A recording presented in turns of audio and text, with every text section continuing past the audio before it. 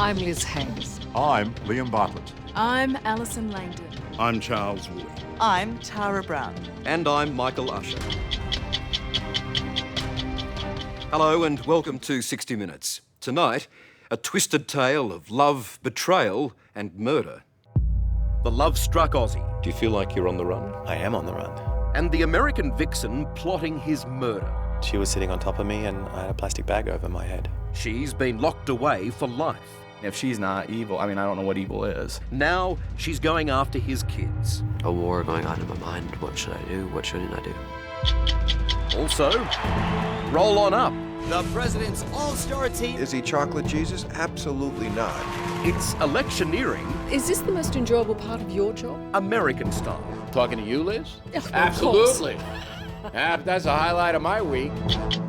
And Yeah, amazing. right time, right place.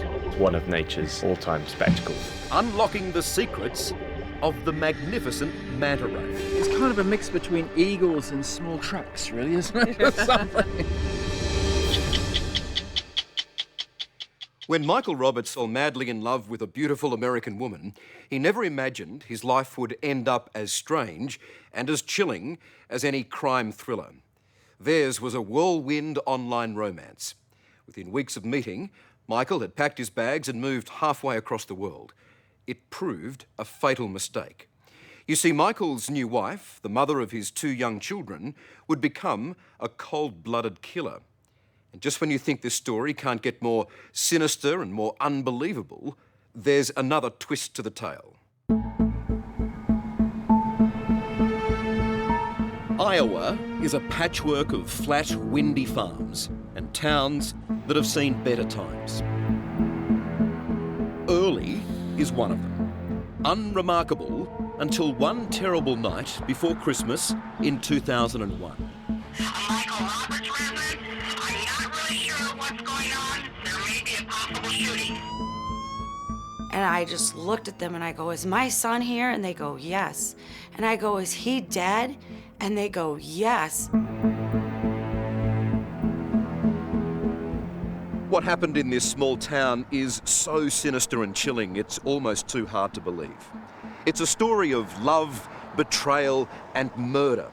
And at the centre of it all are 2 confused young children and their Australian father, who are just desperate to leave America behind and start a new life back home.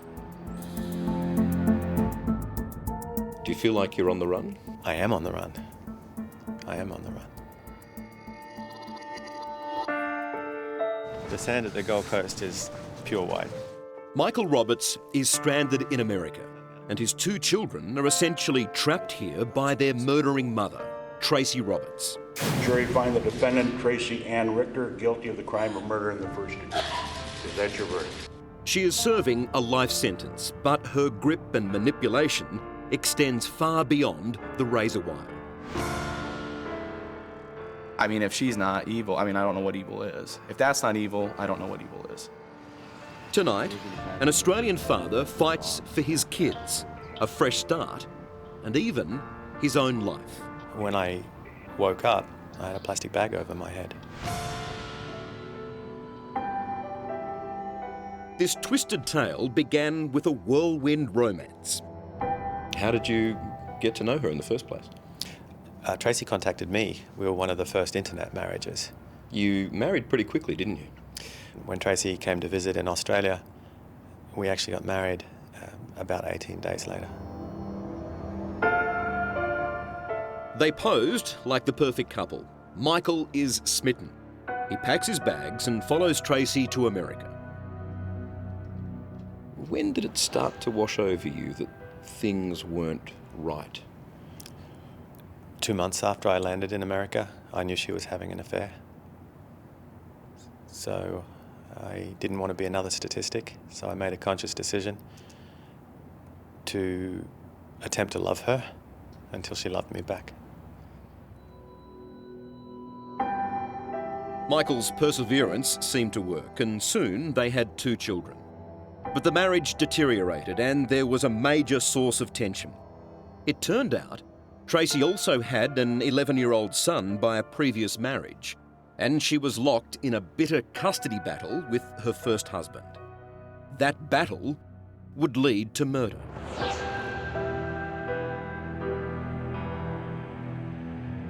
What happened in this house? This corner bedroom upstairs. There was a body on the floor. There was 9 empty cartridges and the smell of a butcher shop. My mom, somebody came in the house, and they tied her up, and they were choking her. My mom got to the gun and shot the other one ran off. It was 2 weeks before Christmas in 2001. Tracy had shot and killed a man in her bedroom. The terrified children are hiding in the house. Michael is interstate on business. Tracy's story was that this was a home invasion, that she was threatened and she killed him in self-defense. That was her story, yes. The victim is 20-year-old Dustin Weedy, a neighbour with learning difficulties. Tracy claimed Dustin broke in and attacked her.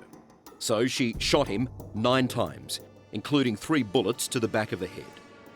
Tracy was hailed as a hero for killing the alleged home invader, but it was all a lie.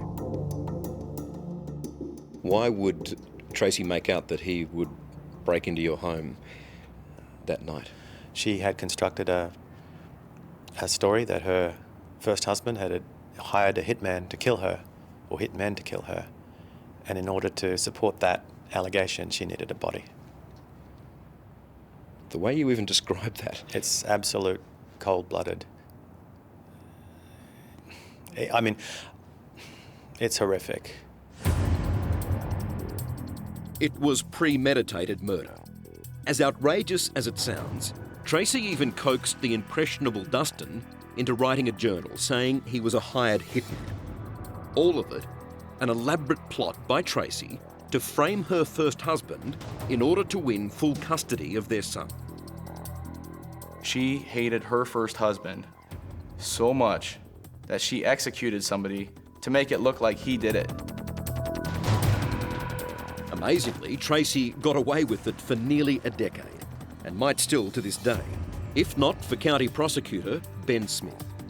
He dusted off the Weedy cold case when he took office in 2010. But these original files had been sitting around for pretty much 10 years. Pretty much 10 years without much change. He started reading and then began questioning Tracy's story. Dustin Weedy was the perfect person for this.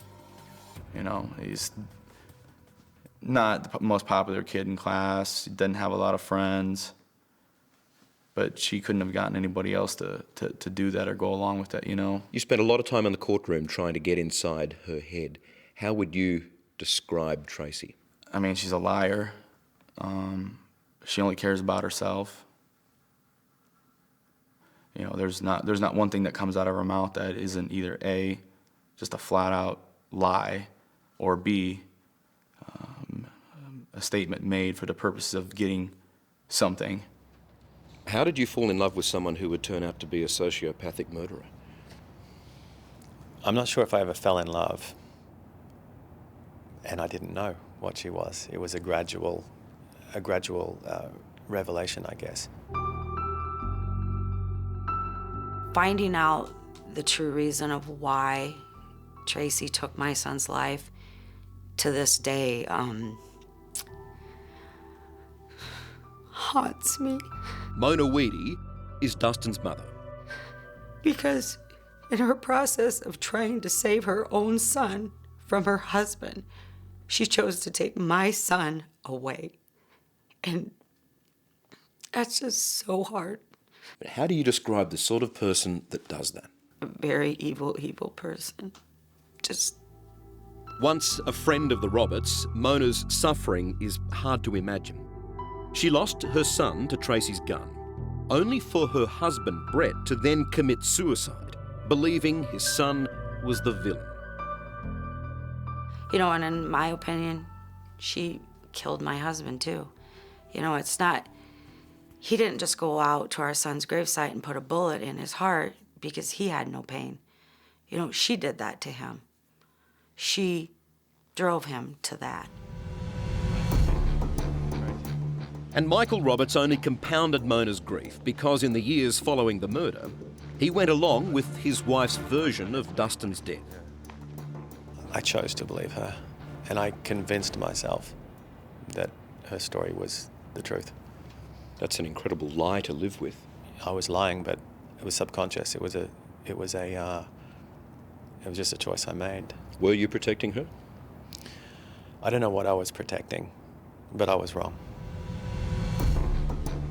Whatever Michael was telling himself, he got caught in the web of lies. So much so that he would come under suspicion for involvement in the murder when a police polygraph he took was inconclusive. But then, 3 years after Tracy shot Dustin Weedy dead, Michael would finally see his wife for who she really was. On the 5th of March 2004, Tracy takes out a life insurance policy on you for $1 million. Did you know about that? Only when it arrived in the mail. Why would she want that policy? Because of what she did a few days later. What did she do a few days later? She attempted to murder me. She had drugged me, and I went to sleep on the bed, and she had rolled me up in a king-size cotton sheets. And when I woke up, I was in like a cocoon state, and she was sitting on top of me, and I had a plastic bag over my head.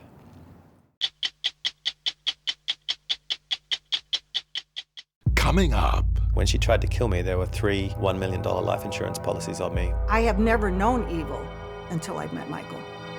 A war going on in my mind. What should I do? What shouldn't I do? That's next on 60 Minutes.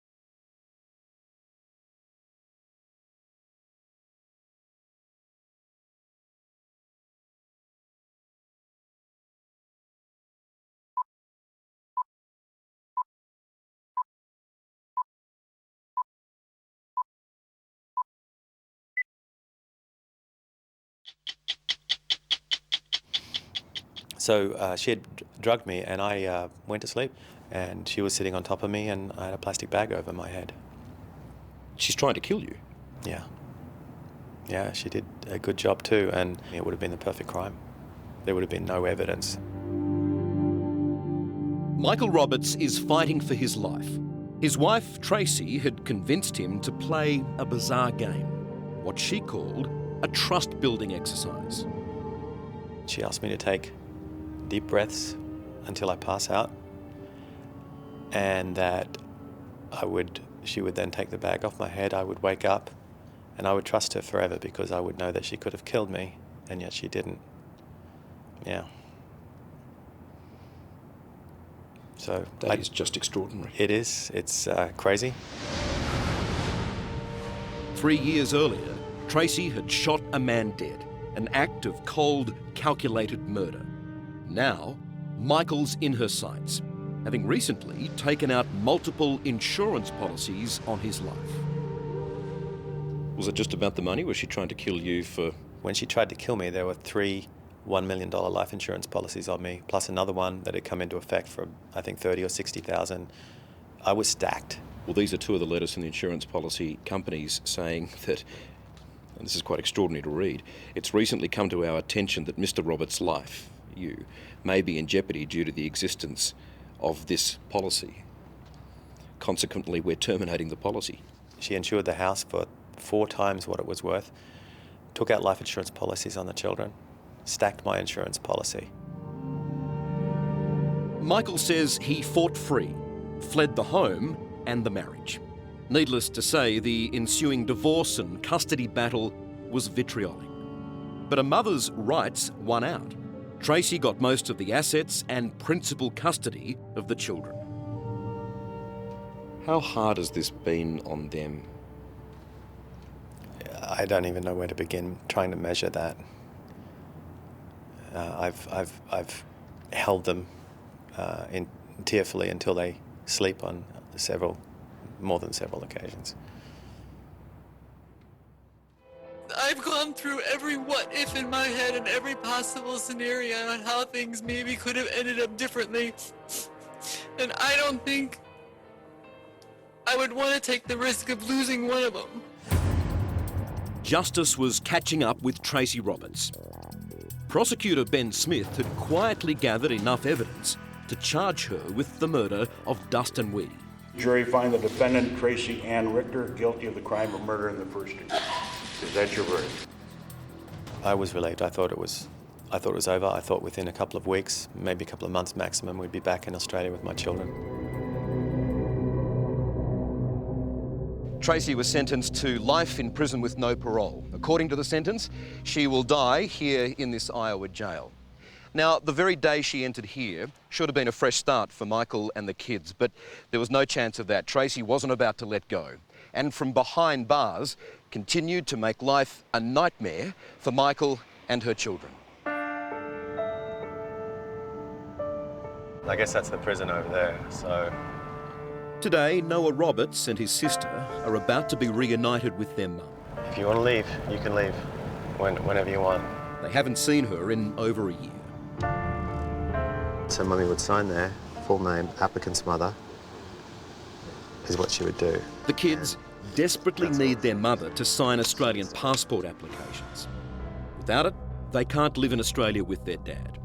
And Noah is going inside to plead with Tracy to sign the papers for him and his sister.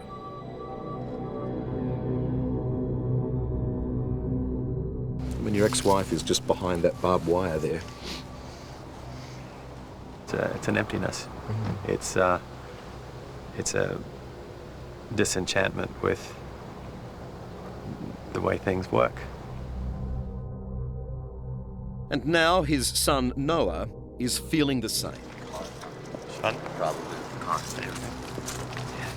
The meeting didn't go well. Tracy won't sign the passport forms. It's been a heartbreaking visit. When things about this happen, I get the same feeling in my gut and throat that I get when I'm angry, but it's not anger. It's kind of like disappointment, I guess, but I don't really know. Confusion? Perhaps.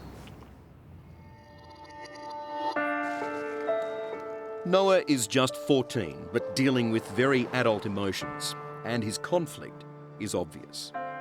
I don't want my mom to feel like I'm just leaving her behind. No matter what she did, she's the woman that raised me.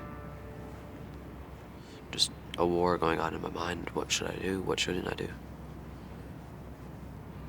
Have you ever asked her why she murdered someone? No.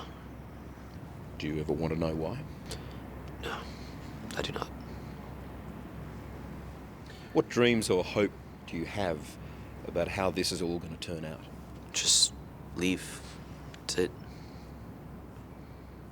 Get on the airplane and go.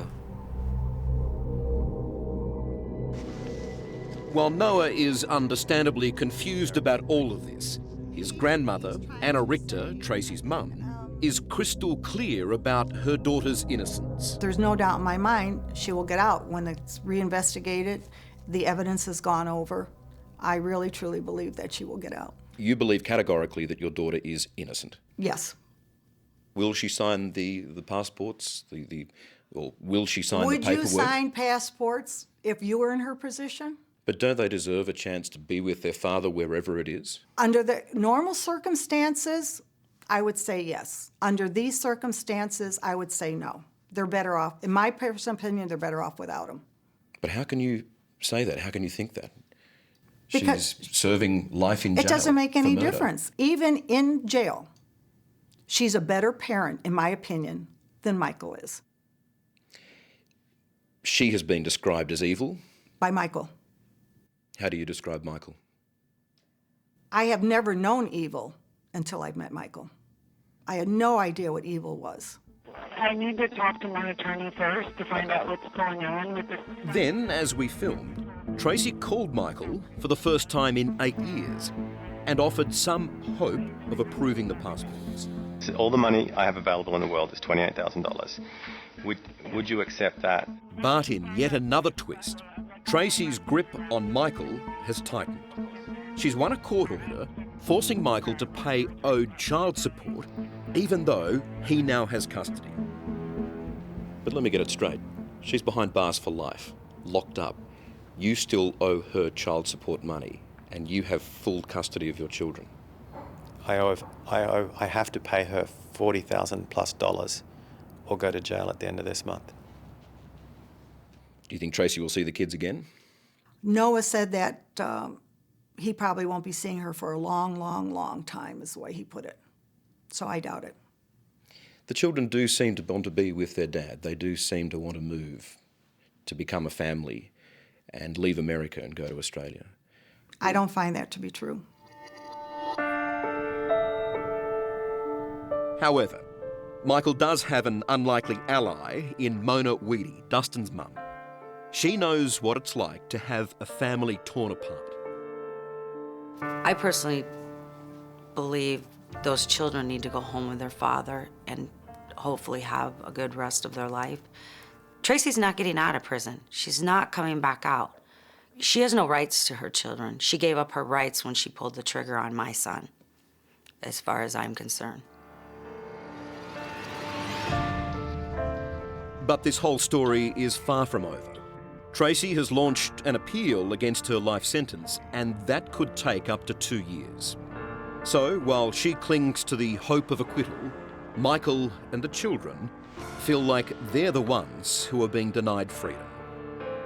I'm hoping she's going to realize it's not about her and me.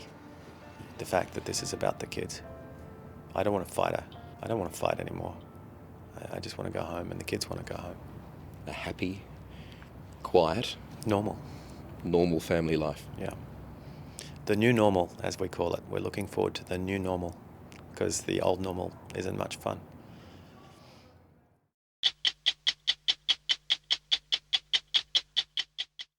Yeah, amazing. Coming up.